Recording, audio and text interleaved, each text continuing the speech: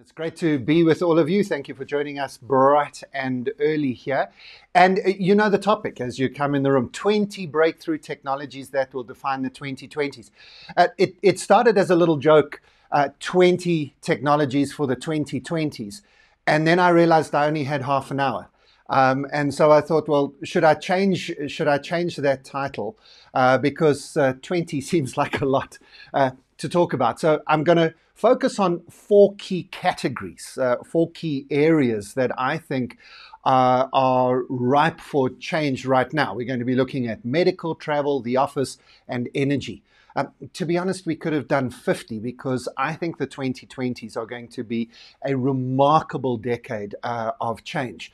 But as it happens, I'm actually going to mention about 25 breakthrough technologies. And I say mention because obviously this is not an in-depth lecture on each of them. So the first major category is medical, and let's headline it with the concept of 100-year life. Here's a fact for you. Half of all the people who have ever turned 80 in the history of the world are still alive. Longevity in our lifetime has increased like never before in human history. And it will continue to go at pace over the next decade. So anybody who's alive during this decade is going to have to start the process, if they haven't done so already, of imagining what does your life look like if you're not aiming at that biblical, 10, that biblical sort of 80 years, but rather adding another 20 years on top of that. And this changes everything. It changes, should a bank give you a mortgage at age 70, a 20-year mortgage at age 70? Of course they should, if you're going to live to 100. Maybe that's a good time to buy a house. Now, how is this happening? Well, let's kick off, if you're counting along with me, here are your first three technologies. CRISPR is the technology that won the Nobel Prize last year.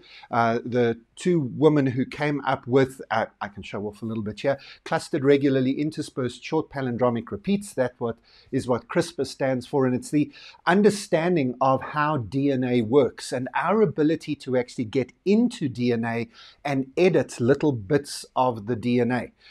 That's big news, isn't it? Our ability to both sequence, actually more than both, sequence, understand, and now edit our DNA. Now, linked to that is messenger RNA. So we probably know mRNA most from the Pfizer and Moderna vaccines for COVID, because it is a way of delivering a new set of instructions to your DNA.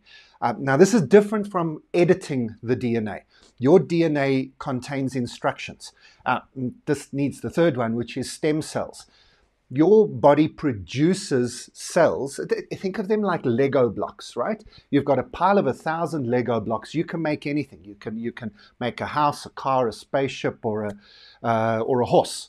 And in your body produces stem cells, and then those stem cells get told what they should be. They can become hair, they can become skin, they can become part of your heart, they can become an eyeball. And we now know how stem cells work. We know how to send information to those stem cells to get them to turn into anything, and we can edit them afterwards. I mean, all of this is remarkable. And once we've dealt with COVID, the medical people I work with, a lot of my clients are in the pharma industry. They are going to, they are beyond excited about the ability to use these technologies to look into cures for cancer, dementia, Parkinson's, any genetic related disease. And honestly, that's what's ahead in the next 10 years. 10 years and 10 years and 10 years after that, we can't even imagine where we're going to be going. Now, my personal plan, I was born in 1970, and I am seriously, and this is not a joke, I seriously want to see the next century in, which means I'm going to have to live to 130. And I realize I'm not going to be able to do that with all original parts. And what we're seeing already at the moment is we're kind of augmenting our bodily functions with things like smart devices, like a smart watch that can help you keep healthy, right? That can help you keep engaged. But we're going to add to that within this next decade exoskeletons. one of the biggest ways that we age is that we hunch and our organs get scrunched up, and that's got to do with your bones. And so if we can just stand more upright, and you just have an exoskeleton, a robotic exoskeleton to help you when your muscles start to fail, the rest of your body's organs can keep going for a long time. And just while we're here, if we're talking about putting things on our body, one of the things that's going to happen in the 2020s is our ability to actually read minds. Yes, I genuinely own one of these. It's a real-time EEG device that you put on your head, and it reads your brainwaves. Now, at the moment, it's not much more than a toy, and it can kind of just get vague ideas of brain patterns. But by the end of this decade, we'll be able to be reading fairly comprehensively brain patterns and functions in real time. And that allows a very different interface between us and machines. Now, if we're talking about longevity and living to 130 years, not everything is a technology advance. One of the things we're going to have to do is change what we eat and our eating habits. And we definitely, by the end of this decade, are going to be eating less meat. That's not just for health purposes. It's also because of the impact of animal farming on the planet. I mean, it is one of the most devastating things we do as humans, alongside plastic. If we can sort those two things out, we go a long way to fixing our planet. And so by the end of this decade, we're going to have proper meat alternatives. Now, this is clearly not a picture of how 3D printed meat actually gets printed. We're going to be eating meat, not meat alternatives from soya and so on, which I suppose are okay if you want to do that, but literally growing meat from stem cells. So if you go back to what a stem cell is, you take a cow stem cell, you replicate that, and you tell the stem cell to turn into a fillet. So we call it 3D printing. And again, if you're taking notes, keep getting on the list, because we can 3D print everything now, from houses to cars. 3D printing allows us to do remarkable things. We will be 3D printing foods and medicines. And I think within this decade, we will be printing 3D organic material. Again, that's not a representation of what the machine actually looks like. But if I'm going to live to 130, I'm going to have to do it with some replacement parts.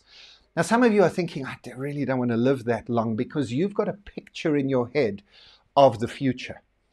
And your picture is, I don't want to be old. I don't want to look like those old people. What happens if this is what 100 looks like? And this is part of the job of a futurist, is not just to talk about the technologies that might impact us, but to help us reimagine what those technologies could actually do to people and to society. Because it isn't just a case of doing everything we've always done, but doing it slightly more efficiently, slightly faster, slightly cheaper, and sort of kind of just doing what we did, but just getting there faster. It literally changes the rules of the game. And if this is what 100 looks like, I'm all in. I don't want to be older longer. I want to be younger longer. Okay, if you're counting, we've already done 9 technologies, and we've talked about the big category of medical under the heading of 100-year life. Do you want to live to 100? Maybe make a comment in the chat box. Second category of breakthrough technologies in this decade is travel. And we know, of course, that driverless cars are coming. I mean, that's not news, that's already here. But I think that we can push ourselves even a little bit further beyond just driverless cars. This one's probably outside the bounds of 2020. So I'll just throw this in for free. If you're counting, don't add this to your list, because I think that what will happen by the end of 2020 is that driverless cars will be legal in most places in the world. But I think what will happen on top of driverless cars becoming legal is, in many places around the world, they will become compulsory, probably by the end of the 2030s, maybe into the 2040s. But fairly quickly, we will live in a world where you no longer drive a car. Okay, like on most South African roads, you're not allowed to ride a horse, right? It's illegal. You just can't. Um, I think that we will go the same to say you cannot drive a car here. You can drive a car for fun, maybe at a racetrack, but when every vehicle on the road is driverless, that's when you get the benefits. MIT did modeling and tell us that we are able to improve traffic flow. Remember traffic back in the day? But we're able to improve traffic flow by 76%. More importantly, improve safety by 96%. Why? Because every vehicle can tell every other vehicle what it's trying to do and come up with the perfect traffic pattern at the time. It's faster, it's safer, it's more efficient, it's the future. Compulsory driverless cars. What's more likely to happen in the 2020s is flying cars. Yes, this is in fact the decade when flying cars will come. This is the Dubai traffic police who already have flying cars. They're not cars, they're drones. I mean, we know the technology. The technology is drone technology, and at the moment this is in motorbike format. They have now put these into two-seaters. You can get two people in the air fairly easily in this way. Remarkable, isn't it? That's already in service in Dubai as the police fly over the top of the cars. Fantastic. What's also going to happen in terms of travel is what these crazy billionaires are doing. I mean, really, we live in a remarkable world when there are 3 billionaires, literally right as we speak, having a race to sort of get into space. They're not the first civilians in space. Mark Shuttleworth might come to mind when we think of that. But, you know, these guys literally in the next few weeks, all 3 of them will head out into space. And remarkable. Here's a video that was put together by SpaceX, which I actually think shows us what they're really trying to do. So part of what they're trying to do is go to Mars. I doubt that will happen in the 2020s, but probably in the 2030s, we'll see somebody on Mars. Old Elon Musk has said that he thinks that he will die on Mars, hopefully just not on impact. Because of course Mars is a one-way trip with current technology. You kind of can get there, but you can't get off. And there are a whole lot of people, including a few South Africans, who are amongst the first 100. It's called the Mars 100. Look them up. And they are the first 100 people who will head out towards the planet, the red planet. But I actually think that what these guys are trying to do, and the reason they're putting so much money into it is, yes, Mars is one of the things, but if you've been watching the video behind me, the technology that they all use, maybe Virgin Galactic's slightly different, but Blue Origin and SpaceX use technology that's going to allow this. Can you see the timing here? Bangkok to Dubai, 27 minutes. Tokyo to Singapore, 29 minutes. London to Dubai, half an hour. Johannesburg to London, I think, is about 35 minutes. And genuinely, this technology is the technology they're using. So this technology exists to get anywhere on Earth in under an hour. And I think that's what they're really aiming to do. Add to that the fact that I think by the end of the 2020s, if you've got enough money and you're happy to spend it on this, you will be able to spend time in space. In other words, space tourism is on the cards. If we're talking tourism, do we really need to go anywhere at all? So the flip side of sort of traveling anywhere around the world in under an hour is, of course, virtual reality. And saying, well, we're going to get away from these, where is my headset here? Away from these clunky headsets that we use at the moment. Move to something slightly more elegant over the next few years, which will change the nature of physical space, even more than COVID has. I mean, what happens if the future of the office is no office at all? Because the main thing that people are missing in the office is the physical interaction with other people. We're not missing rush hour traffic. We don't really need the infrastructure of the office. We've, some of you don't really have a home that's set up brilliantly for home working, but you can have a hub somewhere to work at a coffee shop. But it's that physical interaction that we're missing with people, and virtual reality can give that to us. But even if we make this, insert it into our glasses, Apple is probably going to be the next one to launch, or maybe Amazon will get there ahead of them. They're both working on incorporating VR into standard headsets, not even the Google Glass stuff from a few years ago. I think by the end of the decade, they'll have got it right to put it into contact lenses. And so we'll be able to have augmented, I think that's the better word, augmented reality actually with us whenever we want to. Switch it on, switch it off as you want to. So maybe the future of travel is not physically going somewhere, but being able to immerse yourself in it. And maybe the future of the office is not going to the office, but still being able to be in a space, not a physical space, but an augmented virtual reality space with other people. But if we get to the third major category of breakthrough technologies, this one's not so much a technology, but I think the biggest mindset shift that COVID will leave us. So 10 years from now, when we're looking back and our Facebook reminds us of where you were 10 years ago in lockdown, we'll look back and we'll say, this is what COVID really did to the office. Let me take you on a little journey. If it doesn't matter where you work. So there's a big if there, because not everybody can work virtually. Not everybody can work from home. Not everybody has the luxury of flexibility. You know, if you're the security guard in front of the head office, yeah, we could probably put an app on your phone and you can watch the security camera from home. But if somebody starts breaking in, you kind of have to be there, right? 24 hours production at a factory. Sure, we can replace you with robots. I'll come back to that in a second. But, you know, you kind of got to be at the factory to do your job, at least the job as you know it now. So there's an if. But if you can work from anywhere, and there's flexibility in the geography of your work, then the big question has to be, why can't there be flexibility about the timing? In other words, if you're not going to the office, why should we be keeping office hours?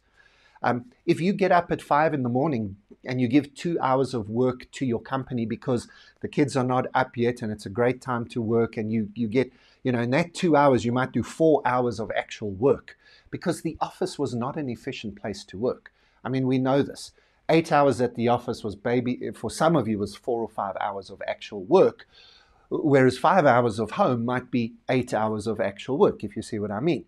So if we don't have to go to the office, we shouldn't really be keeping office hours. So we get a lot more flexibility in our system. And at that point, I think one of the biggest breakthroughs that's coming, and as I say, it's not a technology breakthrough as such, but I think it'll change the world, is the third thing you have to do is to say, if it doesn't matter where you work and it doesn't matter when you work, then does it matter how many hours you're working? And I think by the end of this decade, we will have stopped counting hours. It's called outcomes-based workplaces, OBW. And I think it's the biggest mindset shift that companies need to make, to stop counting hours. Who cares if you're happy with the work they're doing and they've given you the outputs you're asking of them, and it took them 4 hours, does it matter? You don't have to now fill another 4 hours of their time. Iceland has been experimenting, a grand experiment with tens of thousands of people on a 4-day work week. Surprise, surprise, it might not surprise you, it didn't surprise me. Those people who worked 4 days a week got more done than the people who worked 5 days a week because they were more focused. Think about when you take a half day at work, you actually get almost a full day's done because you're more focused. And we need to stop glorifying people who work long hours and start glorifying people who are smart and work less hours and give the outputs that they paid for. If you do that and you put all of this stuff together, you'll realize that within a few years, most of us are going to be working in global teams. Because if it doesn't matter where or when you work, well, then you can look for talent in every time zone. You don't have to live in the same city as your job. You don't even have to live in the same hemisphere as your job. And that, by the way, is great news for South Africans. we live in the most perfect time zone. We can do Asia in the morning and the Americas in the evening.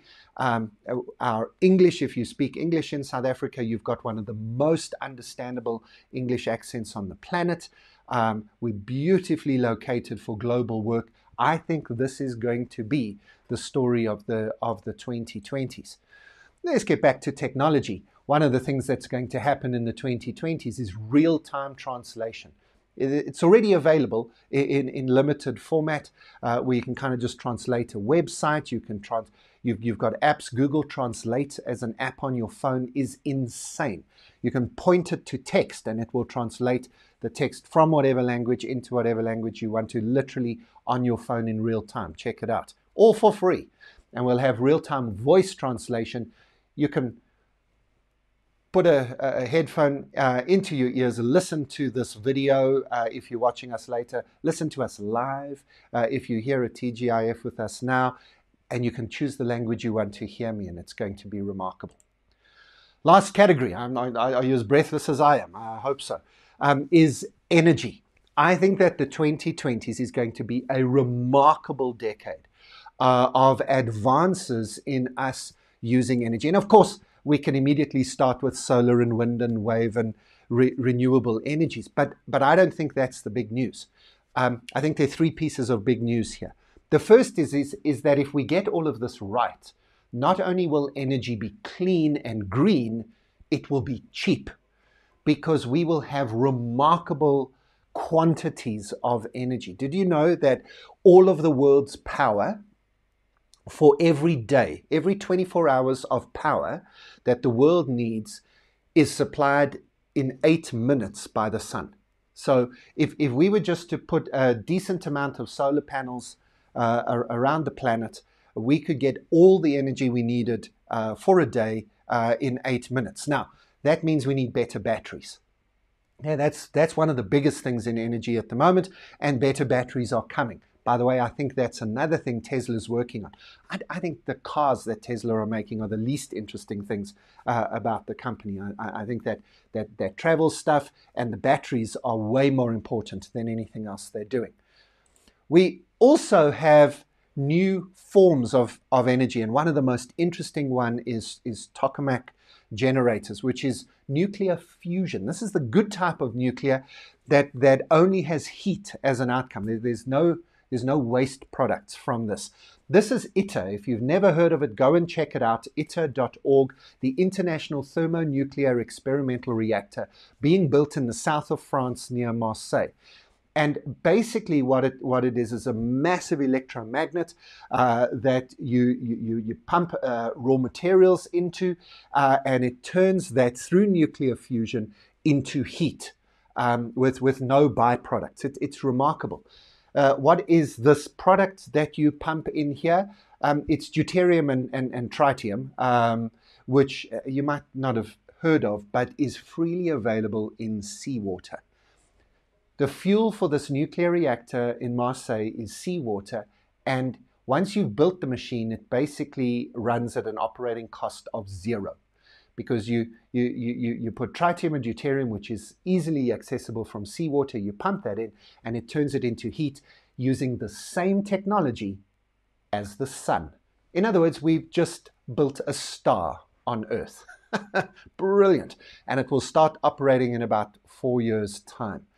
If we can make energy cheap, then we can make water. Water is easy to make. It's 2 hydrogens and an oxygen, H2O.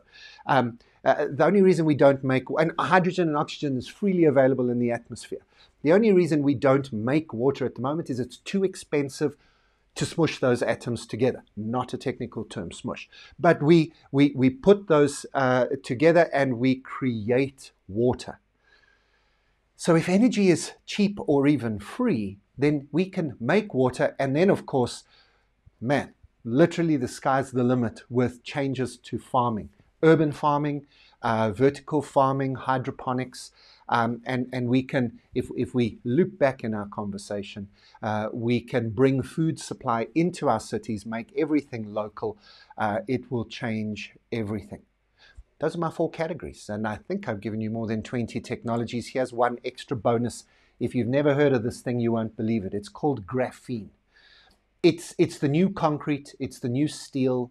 It's what's going to dominate the rest of this century. Graphene was discovered about 10 years ago at the University of Manchester. It's a single layer of carbon, which, and you won't believe this, but it's true, it's 200 times stronger than steel. Yes, 200 times stronger than steel. If you want it to be, it can be flexible like rubber, up to 30% flex. If you want it to be, it can be transparent like glass. I think about 96% transparency.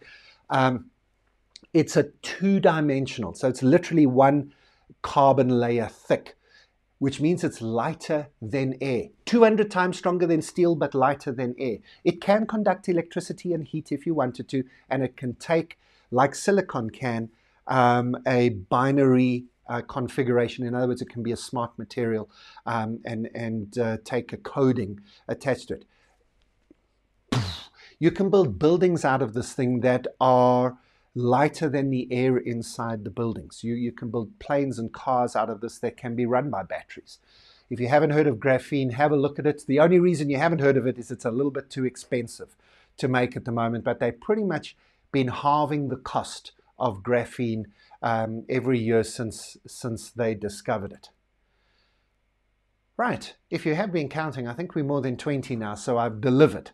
I've delivered on my 20 breakthroughs. But of course, if you gave me another 3 hours, I could keep going, because we haven't even looked at cybersecurity and robotics and artificial intelligence and predictive data analytics. And, the list goes on and on and on. This really is going to be one of the most remarkable decades in human history. History will look back and put the 2020s on the par with the height of the Enlightenment, with the height of the Renaissance, in terms of breakthrough technologies. Just so that I can catch my breath and you can, let me just say that we need to be careful to think that technology will solve all of our problems and that every new technology will make every part of the world better and all of our lives better. And I'm just going to show you a quick video to prove the point. Have your finger near the volume control. I think I've got the volume balances right, but it might be slightly loud or slightly soft. Have a look at this. Emma. Huh? Emma. Emma. Every day it's getting on my nerves. Emma. Oh, I'm Emma. Emma.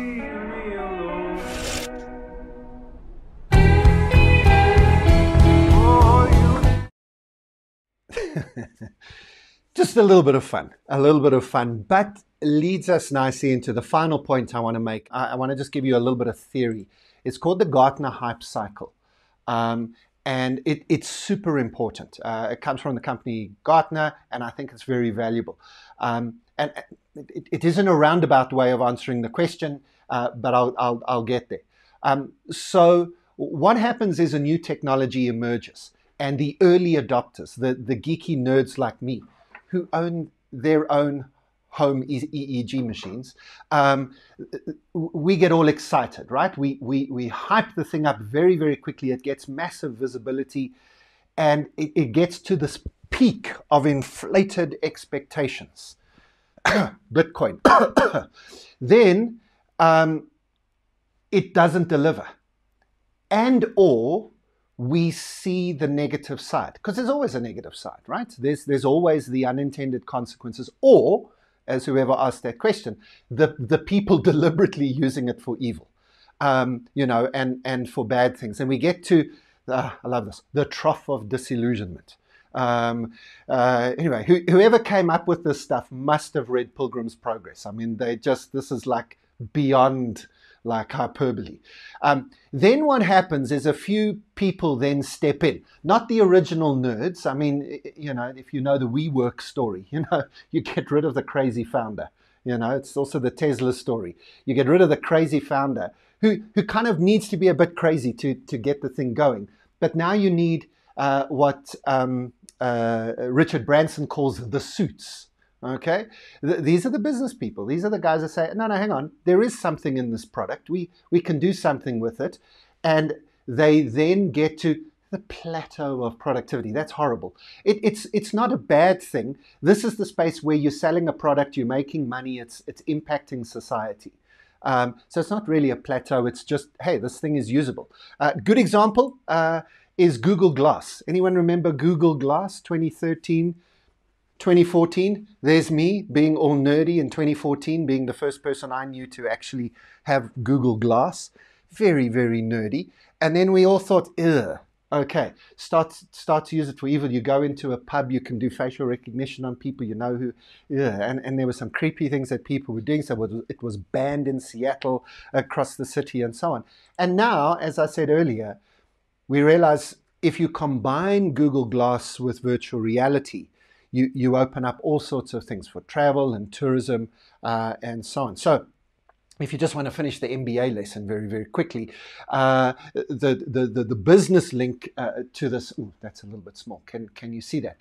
The biggest problems is adopting something too early. So you get into the technology too early and it's not ready yet for the market. The second problem you have is giving up too soon. So you're in this thing and you think, well, nobody's interested. The third mistake is adopting too late, because now it's already on its way up and everybody's doing it. And then the last mistake that you can make is to hang on too long. Okay, so there's a little bit of theory, but it's valuable because a lot of what I've said, probably half of what I've said today is probably in the hype phase. And almost nothing I've said today is in the plateau of productivity. And some of that stuff has to go through the disillusionment, has to go through that trough of working out what the unintended consequences are and noticing how people can use it badly. So this has been a whirlwind tour through what might be possible over the next decade. We haven't looked at what could go wrong. We haven't looked at unintended consequences. There's a whole lot of stuff we could have had a look at. But if you're interested, please stay in touch, especially have a look at my YouTube and LinkedIn channels, which will give you ongoing insights into the future of work and how to deal with disruption. And if there's any way that I can help you to prepare and anticipate the future, I'd love to do that for you. Please be in touch.